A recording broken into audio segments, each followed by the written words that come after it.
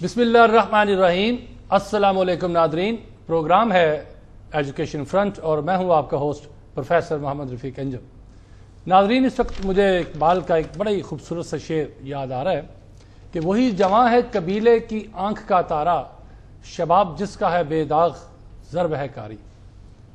اگر اس شعر کو سمجھنے کی کوشش کی جائے تو معلوم ہوتا ہے کہ اقبال یہاں یہ کہنے کی کوشش کر رہے ہیں کہ ایک ایسا نوجوان جس کا شباب بے داغ ہو اور جس کا ہنر جو ہے وہ یہ ہو کہ وہ ضرب جو ہے وہ کاری لگاتا ہو دشمن کو، اور دشمن کے خلاف وہ سیسا پلائی ہوئی دیوار ثابت ہو جب کبھی بھی مشکل وقت آئے وطن پہ، تو وہ نوجوان جو ہے وہ یقیناً اس قوم کا آنکھوں کا تارا بن جاتا ہے۔ بالکل اسی طرح جیسے ایک اور شعر میں اقبال نے فرمایا تھا کہ ہو جس کے جوانوں کی خودی صورت فولاد، اس قوم کو شمشیر کی حاجت نہیں رہتی، ہو جس کے جوانوں کی خودی صورت فولاد۔ اور آج کے جو میرے مہمان ہیں ان کا تعلق بھی ایسی شخصیت سے ہے جو کہ ایسے نوجوان تیار کر رہے ہیں، ایسے بے داغ شباب کے مالک جو ہے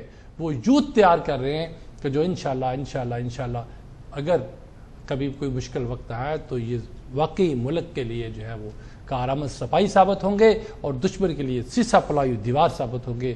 یہ دونوں صاحب جو ہیں یہ میرے لیے قابل احترام ہے، خاص طور پر جناب میاں محمود احمد صاحب، آپ کا نام کسی تعارف کا محتاج نہیں ہے، سابقہ MPA بھی رہے ہیں، بشیر وزیر اعلیٰ پنجاب بھی رہے ہیں، اس کے علاوہ KPS انٹرنیشنل کیڈٹ کالجز کے یہ روح رواں ہیں، کے چیئرمین ہیں، اور نوجوانوں کو، پاکستانی نوجوانوں کو، یہ نہیں کہ صرف پنجاب کے نوجوانوں کو، سندھ کے، سرحد کے، بلوچستان کے تمام صوبوں سے جو ہے وہ نوجوان ان کے پاس آتے ہیں، بلکہ حکومت خود ریفر کرتی ہے اور یہ ان کو کیڈٹ جو ہے وہ بنا رہے ہیں، اور ان کے جو ریشو ہے کامیابی کا وہ تقریباً میں سمجھتا ہوں کہ تمام باقی پرائیویٹ سیکٹر کے تمام کیڈٹ کالجز میں سب سے زیادہ ہے۔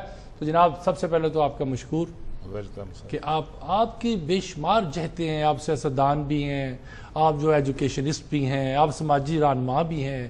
میں یہ مشکل یہ ہے کہ میں کہاں سے شروع کروں گا، اور سب سے بڑی بات ہے کہ خدمتگار بھی ہیں، اور ان کے ساتھ جو ہے وہ ینگ ایجوکیشنسٹ جناب بیٹھے ہیں، عابد نصیر صاحب، ان کا تعلق ریڈیو پاکستان سے بھی ہے، وہاں بھی یہ کمپیئرنگ کرتے ہیں، اس کے ساتھ ساتھ پڑھاتے بھی ہیں، اکیڈمی بھی ہے ایک رن کر رہے ہیں۔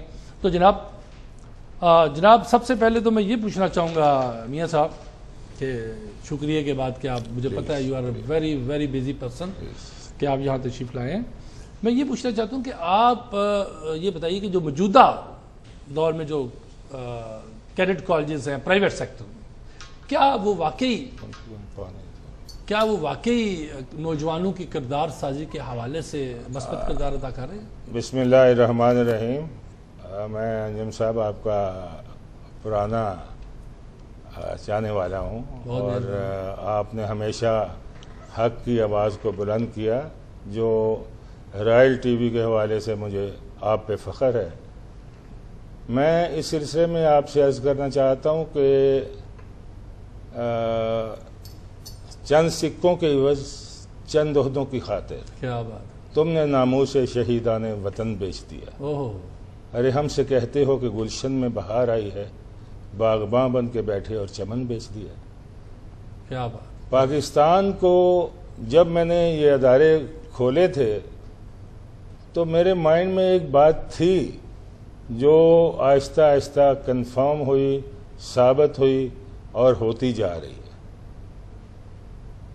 آج سے کچھ عرصہ پہلے حکومت وقت نے NCC کی اور جانباز کی فورس ٹریننگ کو لازمی قرار دیا تھا۔ وہ اصل میں اسی آنے والے وقت کا مقابلہ کرنے کے لیے پیش خدمت تھا، تاکہ ایک جو ہے وہ سیکنڈ ڈیفنس لائن جو ہے وہ ہماری تیار ہو جائے۔ میں یہاں پہ یہ عرض کرنا چاہوں گا کہ خدا کے واسطے ہماری آرمی، ہماری حکومت ہر کالج کو کیڈٹ کالج کا درجہ دے۔ کیا بات، ہر کالج کو कैडेट का दर्जा दे, कैडेट कॉलेज का दर्जा दे और फिर वो सारी सहूलतें भी वहां पहुंचाई जो कैडेट कॉलेज के लिए जरूरी हैं। मैं वही अर्ज करना चाहता हूँ ना, और उनको इस तरह ट्रेन करें कि हमारा बच्चा पाकिस्तान के लिए कट मरे। बेशक बेशक। और वो तभी मुमकिन है कि जब हमें कुछ आता हो, जब हम कुछ कर सकते हो। तो मैंने इस नीयत से अपने 4 मेरे कैडेट कॉलेजेस हैं, इस नीयत से खोले कि मेरे बच्चे कोई तो हो जो इस नस्ल की आबियारी करे। क्या बात। कोई तो हो जो इस नस्ल के लिए कट मरे। क्या बात। कोई तो हो जो इसके लिए कुछ कर सके। क्या बात। हमारा वजीर आजम जाता उनके पास है, वो अपने 5 मसले रख देते हैं, ये इनके पास जरूरत ही नहीं है अपना एक भी रखने को। तो ये कितनी बदनसीबी की बात है। क्या किस चीज से डर है? जब आई है तो मरना है। एटम बम तेरे पास भी है, एटम बम उनके पास भी है।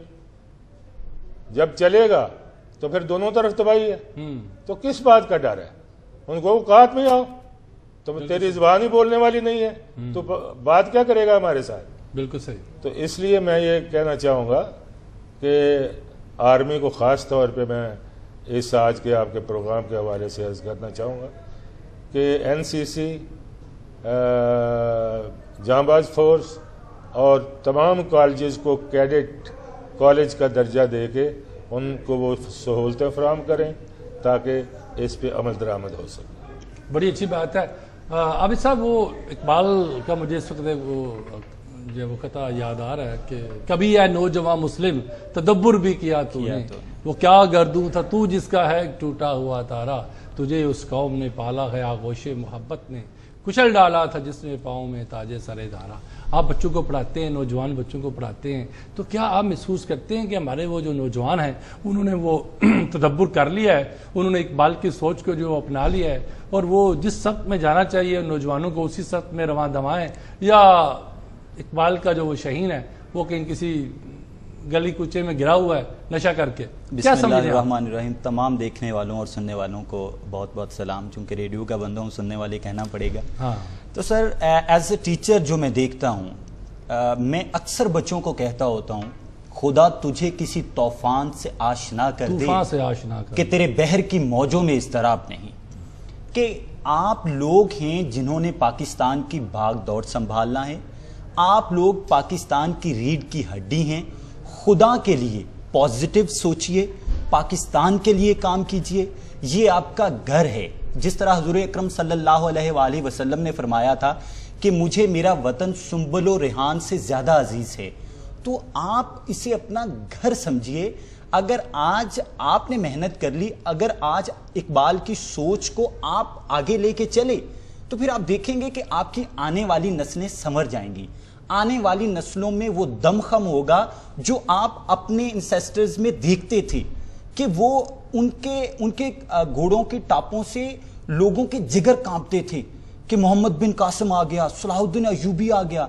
तो वो अगर आप वो दमखम, वो एक अपनी तलवार सा लहजा अपने में पैदा करना चाहते हैं, फिर you have to full of knowledge. आपने तालीम को, अगर आपने तरक्की करना है, तरक्की की राह पे गामजन होना है, फिर आपको ये जरूरी है आपके लिए कि आप तालीम को फर्स्ट प्रायोरिटी दें। और ये कायदे आज़म साहब ने भी यही फरमाया ना कि पे full attention towards your study. और कायद ने तो ये क्लियरली कहा था, if you want to compensate with the world progress you have to pauses uncommon courage, honesty, integrity, intelligence and diligence. और ये सब चीजें किससे आती हैं?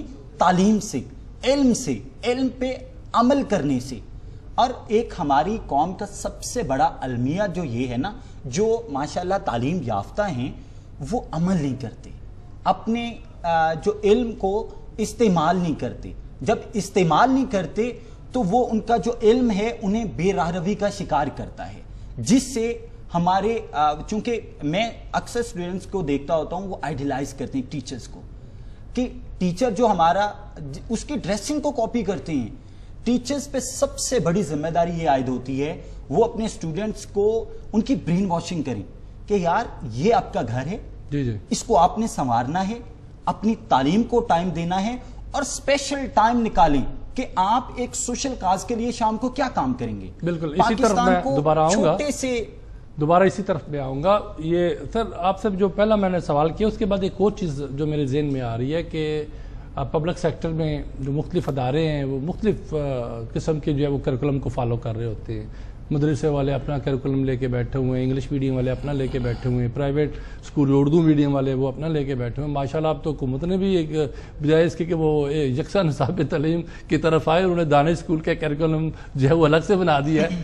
میں یہ پوچھنا چاہتا ہوں آپ کے جو کیڈٹ کالجز جو پبلک سیکٹر میں کھلے ہوئے ہیں, مختلف دوستوں نے ہمارے کھولے ہوئے ہیں, ان کا جو کیریکولم ہے وہ بھی کوئی کنفیوزڈ قسم کا کیریکولم ہے یا وہ وہاں کچھ وضاحت موجود ہے کہ ہم نے بچوں کو کیا بنانا ہے؟ یہ انجم صاحب آپ کا پرانا سوال ہے جس کا جواب ابھی تک مجھے نہیں ملا. آپ نے ہر طرف ڈھونڈا ہے, ابھی تک جواب نہیں ملا, پوچھا ہے, لیکن اس کا جواب نہیں مل سکا. جس ملک میں اس قوم کی بدنصیبی اتنی بڑی ہو, جو ملک اپنا ایجوکیشن کا سسٹم آج تک 50 سالوں میں 60 سالوں میں نہ دے, وہ قوم کیسے ترقی کرے؟